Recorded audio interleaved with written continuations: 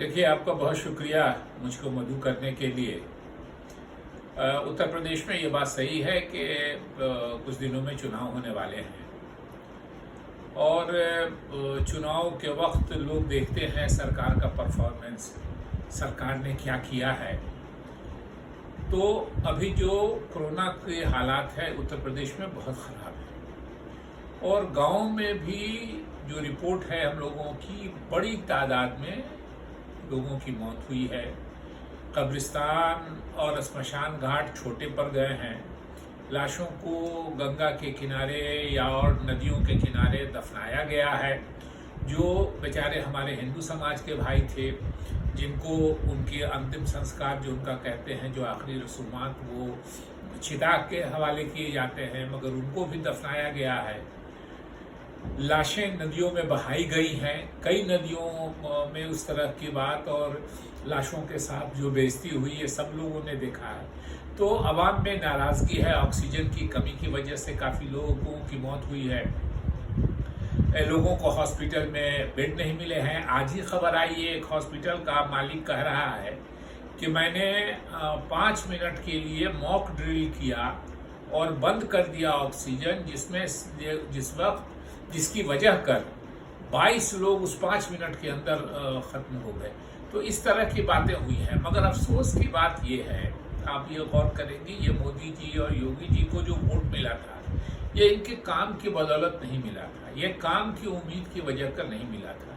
मोदी जी को और योगी जी को, मोदी जी को पूरे मुल्क में इसलिए वोट मिला था कि गुजरात मॉडल को लोग दोहराना चाहते थे पूरे मुल्क में, और योगी जी के नाम पर तो वोट नहीं मिला था पिछली बार मोदी जी के नाम पर। और फिर कुछ दिनों में मैं समझता हूँ, मैंने ट्वीट भी किया उस पर, कि फिर कुछ फरका वाराना वारदात होगी, फिर कुछ हल्का एयर स्ट्राइक इधर उधर होगा। लोग इन बातों को भूल के फिर से बीजेपी की तरफ आ जाए, ये खतरा है। मगर जिन्होंने अपनों को खोया है, जिन्होंने अपनों को तड़पते हुए देखा है ऑक्सीजन की कमी की वजह कर, बेड की कमी की वजह कर, ये उसको भूल पाएंगे, ये मुश्किल है। इसलिए मुझको लगता है कि कुछ न कुछ असर उत्तर प्रदेश के चुनाव पे जरूर खिलाफ पड़ेगा भाजपा के, इस तरह की लापरवाही की वजह पर।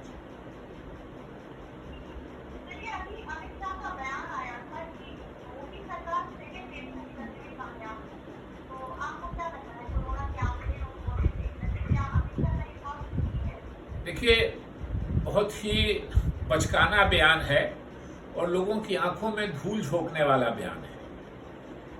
मैं ट्विटर पे हूं, मैंने उस मामले में ट्वीट भी किया है, आप चाहें तो मेरा ट्वीट भी चेक कर सकती हैं। हिटलर के जो प्रेस सेक्रेटरी थे गॉबल्स, उनका कहना था कि एक झूठ को इतनी बार बोलिए कि लोग सच समझने लगे। ये लोग उसी रास्ते पे चल रहे हैं। पिछली बार भी एक तो ये झूठ बोला गया कि पहली लहर पे काबू किया, हिंदुस्तान की हालत अच्छी थी।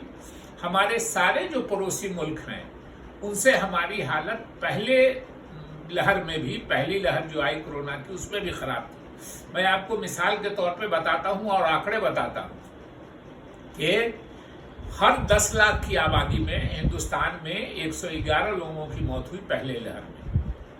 नेपाल में 66 लोगों की मौत हुई। अफगानिस्तान में 61 लोगों की मौत हुई। पाकिस्तान में 53 लोगों की मौत हुई। बांग्लादेश में 49 लोगों की मौत हुई 10 लाख की आबादी पर। और लंका में 15 लोगों की मौत हुई 10 लाख की आबादी पर। और चीन में 3 लोगों की मौत हुई 10 लाख की आबादी पर। तो हमारा मुकाबला तो हमारे आसपास पड़ोसी मुल्कों से होना चाहिए। चीन को छोड़ दीजिए तो बाकी जो हमारे पड़ोसी मुल्क हैं, इस सबसे हमारा हेल्थ का इंफ्रास्ट्रक्चर अच्छा है। सालों भर इन ममालिक के लोग हमारे यहाँ इलाज कराने आते हैं, मगर पहली लहर में भी हमारा परफॉर्मेंस बहुत खराब रहा। और दूसरी लहर में तो जिस दिन अमित शाह जी ने ये बयान दिया है, उस दिन 3,44,000 लोग इस मुल्क में उनकी मौत हो चुकी थी। करोड़ों लोग इससे मुतासिर हुए थे। तो यकीन आप कीजिए कि ये गलत बयानी करके उन्होंने लोगों के आंख में धूल झोंकने का काम किया है। आज भी 80,000 से ज़्यादा आज की तारीख में, मैं जब आपसे बात कर रहा हूं तो 2,000 से ज़्यादा लोगों की मौत हुई है। गुजरात दंगे आपको याद होगा, इसमें 2-3 हजार लोगों की मौत हुई थी। हर रोज यहाँ 4,000, 3,000, 2,000, 2,500, आज भी 2,000 से ज़्यादा मौतों की खबर की रिपोर्ट है। तो आप समझ सकती हैं कि ये कैसा झूठ बोला जाता है। जिस दिन अमित शाह जी ने बयान दिया उस दिन भी 1,32,000 नए मरीज पाए गए थे इस मुल्क में। ये सरासर लोगों की आंख में धूल झोंकने वाला बयान है, लोगों को बेवकूफ बनाने वाला बयान है, अपनी पीठ थपथपाने वाला, और जिसको कहते हैं हिंदी में कि अपने मुंह मियां मिट्ठू होने वाली बात है।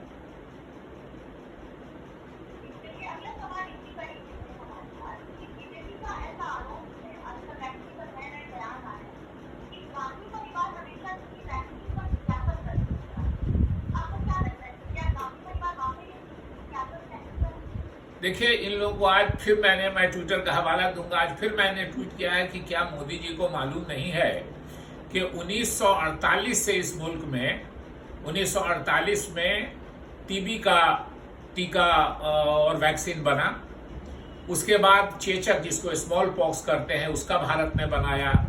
डिप्थेरिया का टीका, टेटनस का टीका, पोलियो का टीका लगातार भारत बनाते आया है। तब मोदी जी का कोई पता नहीं था। और आज भी जो दो कंपनियों ने बनाया है कोरोना का टीका, उसमें जो सीरम इंस्टीट्यूट है पूना का, उसका कयाम वो स्थापित हुआ था 1966 में। और जो भारत बायोटेक है जिसने कोवैक्सीन बनाया है, सीरम इंस्टीट्यूट ने कोविशील्ड बनाया और कोवैक्सीन बनाया भारत बायोटेक ने। भारत बायोटेक का कयाम 1996 में हुआ था, मोदी जी के आने के बहुत पहले। तो हिंदुस्तान लगातार टीके बनाता रहा है, अपने लोगों की खिदमत करते रहा है। इतने टीकों में कहीं कोई कंट्रोवर्सी हो गई। मोदी जी को असल में काम करने भी नहीं आता है, पढ़े लिखे लोगों से मशवरा भी नहीं करते हैं कि अच्छा काम करें, अगर किसी को खुद कोई जानकारी नहीं है। उन्होंने अपना ऐसा पर्सनैलिटी बना ली है कि कोई उनसे सही बात कहते हुए भी डरता है कि हमारी नौकरी न चली जाए, हमको जो पोजीशन मिली हुई है वो न खत्म हो जाए।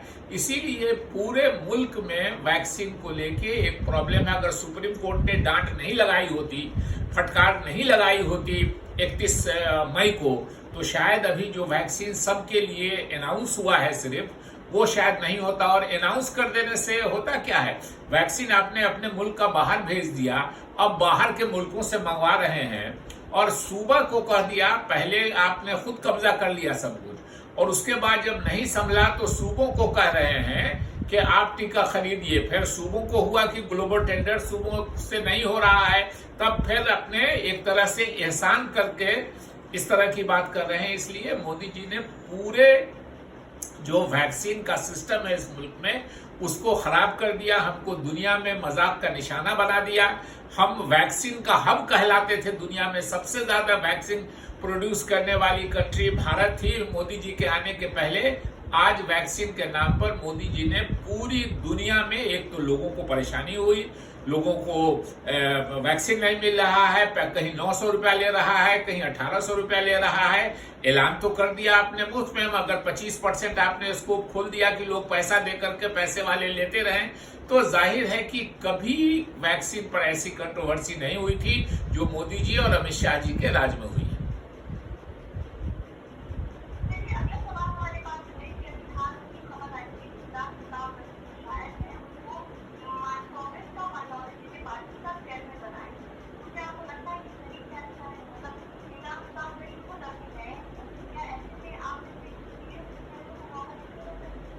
नहीं, इमरान प्रताप गढ़ी जी के पहले नदीम जावेद साहब थे, जिन्होंने बहुत कामयाबी से अपना सक्सेसफुली टेन्योर पूरा किया है, वो भी यंग थे।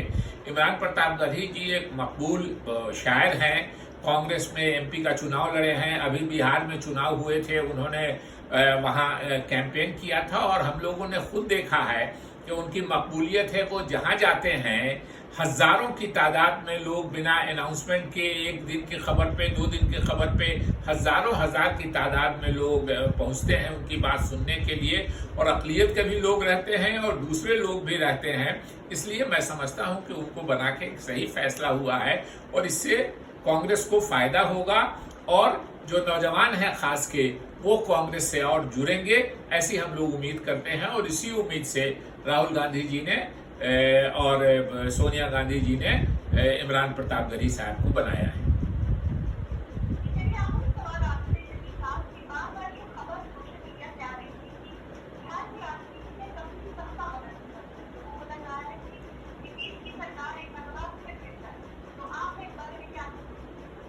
देखिए, ये बात सही है कि नीतीश जी अपने भरोसे अब बिहार में नहीं है। पहले नीतीश जी की बड़ी पार्टी थी तो जाहिर है कि उनका रुतबा और दबदबा ज्यादा था, मगर भारतीय जनता पार्टी ने चिराग पासवान जी को एक तरह से पुष्टपनाही करके पिछले चुनाव में सिर्फ नीतीश जी के कैंडिडेट्स के खिलाफ उम्मीदवार खड़ा कराया, जिससे उनका वोट बटा और नीतीश जी की पार्टी भाजपा से लगभग आधी पे बच गई। तो अब नीतीश कुमार जी भाजपा के रहमो करम पर हैं, जब चाहेगी भाजपा नीतीश कुमार जी की सरकार गिरा देगी, और इसीलिए नीतीश जी के पास कोई दूसरा ऑप्शन नहीं है सिवाय भाजपा का लाइन टो करने के। 2015 में हम लोगों की मदद से वो जीते थे, हम सब लोग मिलकर चुनाव लड़े थे, और फिर पता नहीं क्या हुआ उनको कि एकाएक उन्होंने फिर हमारे गठबंधन का साथ छोड़ के भारतीय जनता पार्टी के साथ जाना पसंद किया। वो कहते थे कि मिट्टी में मिल जाएंगे मगर भारतीय जनता पार्टी के साथ नहीं जाएंगे। बगैर मिट्टी में मिले हुए ही ये भारतीय जनता पार्टी से मिल गए। एक नीतीश कुमार जी की जो एक इमेज थी, एक हिंदी में जिसको कहते हैं एक छवि थी कि वो भरोसेमंद नेता थे, वो खत्म हुई है। और ये बात सही है कि पूरा वो आज की तारीख में बीजेपी के रहमो करम पे है।